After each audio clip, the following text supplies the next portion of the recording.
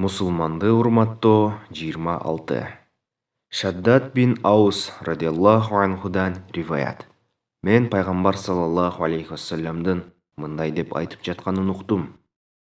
Алла Таала айтат: Мен момун пенделеримдин кимисин оору же кайгы капага салсам, ал мен жөнөткөн кыйынчылыктарга сабыр кылып, мага мактоо айтса, периштелерге мындай өкүм берем.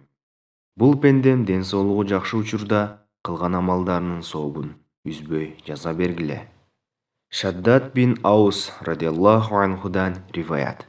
Мен пайгамбар саллаллаху алейхи вассаламдын мындай деп айтып жатканын уктум.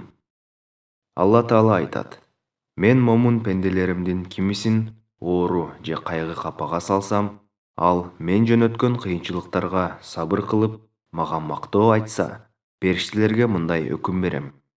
Бул пендем ден соолугу жакшы учурда кылган амалдарынын сообун үзбөй жаза бергиле. Шаддад бин Аус радиаллаху анхудан риваят. Мен пайгамбар саллаллаху алейхи вассаламдын мындай деп айтып жатканын уктум.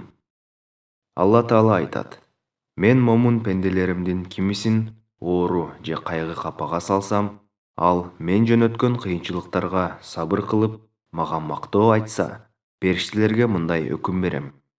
Бул пендем ден соолугу жакшы учурда кылган амалдарынын сообун үзбөй жаза бергиле.